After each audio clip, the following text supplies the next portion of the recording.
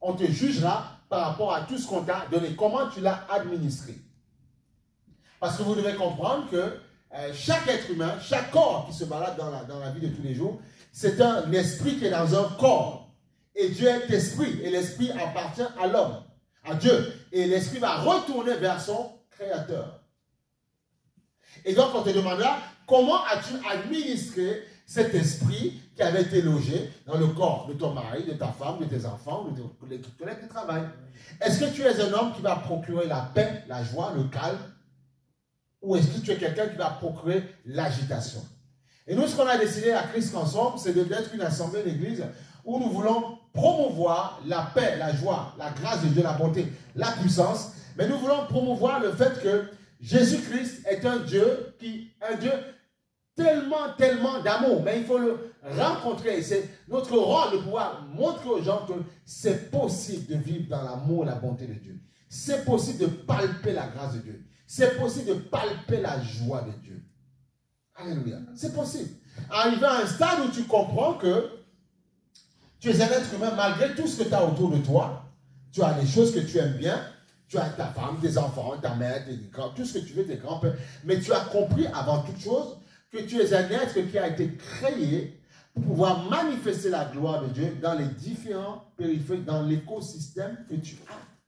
La gloire de Dieu dans la vie de ta femme, de ton mari, de tes enfants et de tes parents. Tu dois comprendre la responsabilité que tu as de rendre ton prochain dans la joie. Voilà pourquoi le Seigneur dit, recherchez la paix avec tous. On va le prendre. C'est important. Recherchez la paix avec tous et vous serez appelés enfants de Dieu. Recherchez la paix avec tous. Mais il faut la rechercher. Rechercher, ça veut dire quoi? On va vous le dire. Rechercher ça. Et pourquoi il faut rechercher?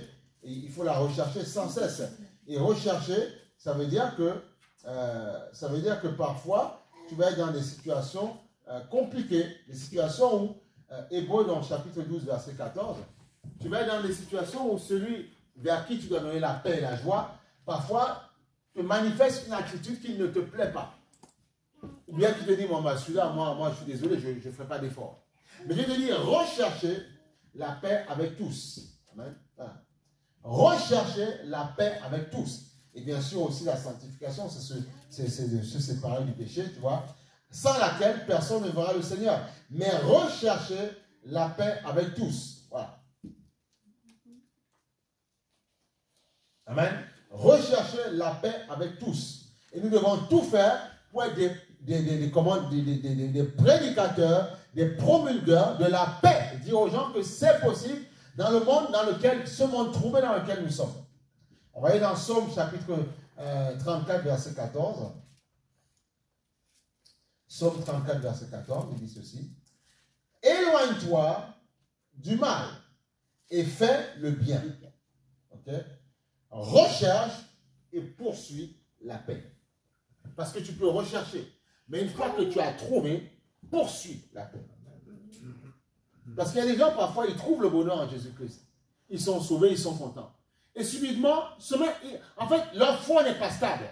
Une semaine, ils sont très, très irritables, très en colère. Tu peux être irritable et en colère dans ton cœur, oui, parce que nous tous sommes des émotions. Mais tu n'es pas obligé à chaque fois de le manifester. Tu peux faire ce qu'on appelle la maîtrise de soi. C'est là où il faut travailler. Il dit, recherchez et poursuivez. Et si je poursuis, je dois garder la paix. Rechercher la paix, poursuivez la paix. C'est important. C'est ton rôle. Et comment le faire? Il y a des moments donnés où tu dois manifester l'amour. Il y a des moments donnés où parfois quand tu vois que la personne n'est pas réceptionnée, il ne veut pas recevoir ton amour, tu essaies aussi parfois de te protéger. Prendre un peu de décalage et revenir après. C'est ça, rechercher la paix. Amen. Quand on voit qu'on a déjà trop parlé, on a parlé, on doit parfois faire statu quo, fermer sa bouche, tu vois, faire mute et laisser Dieu travailler. C'est comme ça. Voilà. C'est ce qu'il faut faire. Parce que si à chaque fois tu viens, tu reviens sur les mêmes choses, qu'est-ce qui va se passer? La personne, même si tu as raison sur ce que tu dis, la personne ne t'écoutera pas et dira, ouais, au fond d'elle, j'en ai marre. Tu vois, il me fatigue. Alors que tu as raison dans ce que tu dis. Et c'est là où, jour après jour, nous devons tout faire pour pouvoir nous efforcer justement apprendre à être en communion avec le Saint-Esprit. C'est pour ça que le Seigneur nous dit d'être en communion avec le Saint-Esprit. Parce que c'est le Saint-Esprit qui te dira, Allah, arrête, là c'est un peu trop, ne continue pas, parce que voilà ce qui risque de se passer si tu exagères dans ce que tu fais. Voilà pourquoi il faut avoir une proximité avec le Saint-Esprit. En fait, avoir la communion avec le Saint-Esprit, c'est capital et c'est important. On n'a pas le choix, on est obligé d'avoir la communion avec le Saint-Esprit. Si on n'a pas la communion avec le Saint-Esprit, on risque de s'énerver. On n'a pas la communion avec le Saint-Esprit, on risque parfois de commettre des choses qu'on n'a pas envie de commettre. Et le Saint-Esprit est là pour t'apporter la paix du cœur, le calme du cœur, la joie du cœur, la tempérance. Vivre avec le Saint-Esprit en permanence, avoir une relation intime avec le Saint-Esprit, c'est important.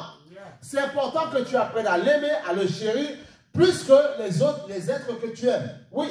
Dire qu'on doit aimer Dieu plus que son mari et sa femme, ça ne veut pas dire qu'on n'aime pas son mari et sa femme. Non. Au contraire, en aimant Dieu, tu aimeras encore mieux, plus ton mari et ta femme. C'est ça le secret. Mais quand tu vas dire ça, ils ne vont pas comprendre. On aime. Si, au contraire, puisqu'on a envie d'aimer ses enfants, on a envie d'aimer sa femme, on a envie d'aimer ses enfants, on a envie d'aimer son grand-père, sa grand-mère, on a envie de le faire. Parce que Dieu nous demande de rechercher la paix. Mais nous savons que parfois, humainement, parfois, il y a des tensions. Alors, comment faire pour continuer à aimer quelqu'un qui parfois te crée des dysfonctionnements dans ton cœur? Recherche celui qui a créé cette personne. Et là, tu apprendras à l'aimer tout le temps. Amen. C'est tout. C'est ce qu'on dit aux gens. Et une fois que tu as compris ça, tu verras que tu seras aimé. Mais c'est une erreur de vouloir aimer l'être humain avant Dieu. Parce que Dieu dit, mais moi, je l'ai créé. La Bible dit même les anges sont imparfaits. Alors, si un ange était parfait, un ange qui n'est pas dans un corps, alors l'être humain, tu penses qu'il est plus parfait qu'un ange? Non, il est 10 fois moins parfait que l'ange. Eh oui! Et c'est pour ça que les gens ne voulant pas comprendre ça, ils croient que c'est une religion qu'on leur met dans la tête. Au contraire, on est en train de leur apporter la bonne nouvelle. On est en train de leur apporter la solution à leurs problèmes. C'est ce que nous faisons. C'est ce que tous les dimanches nous voulons rabâcher, nous prenons son temps. Parce que nous savons que Dieu, c'est Dieu qui peut apporter la vraie paix dans ce monde. La paix. Parce que mais le diable a été tellement malin, il a mis la religion dans les cœurs. Eh oui, il a été très malin. Donc il a donné la religion et il a enlevé la puissance qui était dans l'évangile. Du coup, les gens disent, on connaît Dieu, mais ils disent connaissent Dieu, mais ils souffrent tout le temps. Ils n'ont que des problèmes. Pourquoi? Parce qu'ils n'ont pas celui qui a la base de la bonne nouvelle, Jésus-Christ. Et c'est là. Et c'est là où toi, une fois que tu as rencontré cet amour de Jésus-Christ, accroche-toi, demeure accroché à cet amour.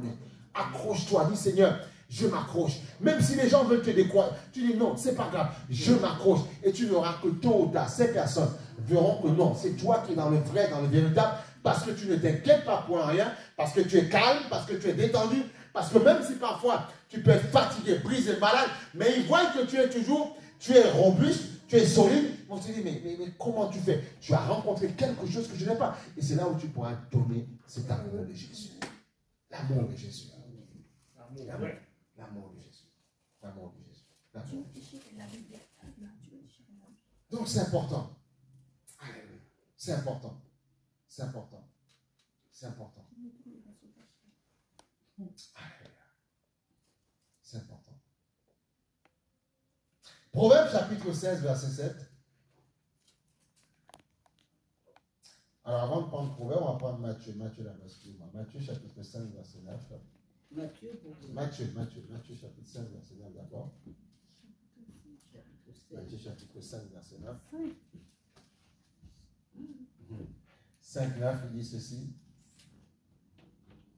Il dit, heureux ceux qui procurent la paix. Ok? Car ils seront appelés fils de Dieu. Donc tu veux être appelé un enfant de Dieu, procure la paix autour de toi. Sois quelqu'un, c'est vrai que parfois ce n'est pas évident, mais sois quelqu'un qui procure la paix, sois quelqu'un qui ne rentre pas dans les querelles, qui ne rentre pas dans les situations, dans les complications, sois la personne qui apporte la paix autour de toi. Parce que tu seras appelé enfant de Dieu. Et on voit que la Bible se complète. On a lu dans Hébreux 12, il dit ceci, recherchez la paix avec tous et vous serez appelés enfants de Dieu. Recherche la paix dans tes SMS, dans tes WhatsApp, partout dans tes appels, recherche la paix. Tu seras appelé enfant de Dieu. Recherche la paix.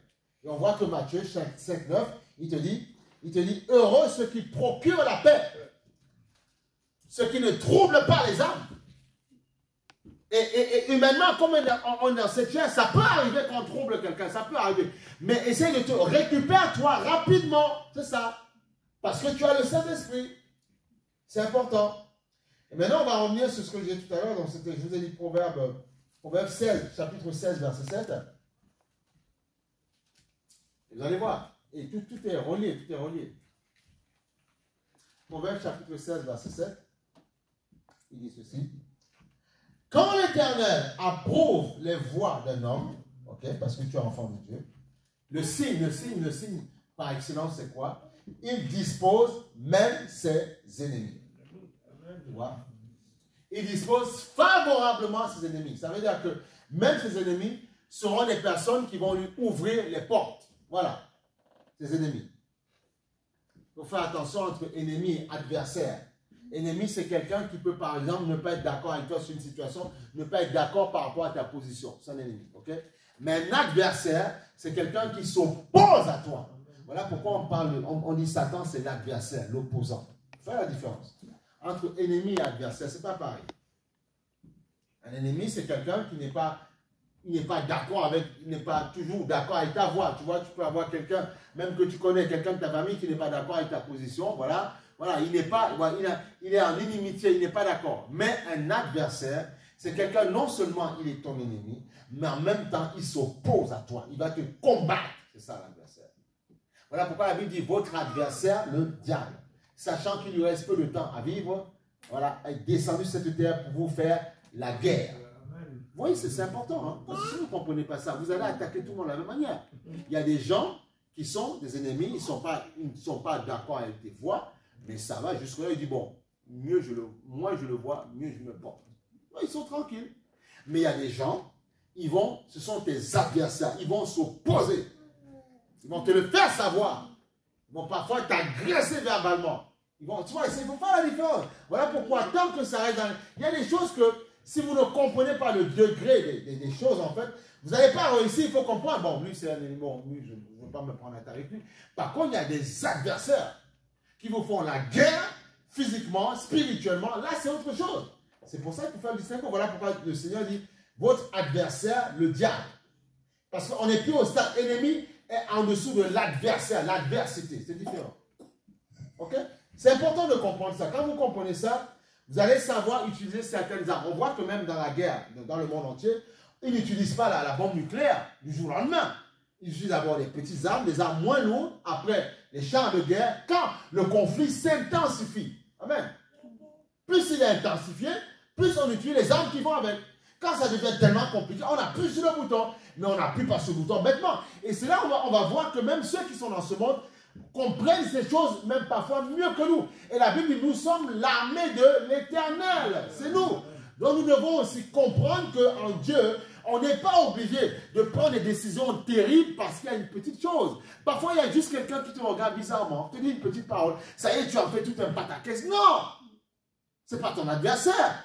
C'est juste qu'aujourd'hui, il n'est pas forcément d'accord avec toi. Mais il ne va pas plus que ça. Il ne va pas te dire d'abandonner le Seigneur. Il n'est pas en train de t'empêcher d'aller à l'église. Tu vois, ce n'est pas ton adversaire. Il est peut-être un ennemi d'un temps, mais ce n'est pas ton adversaire.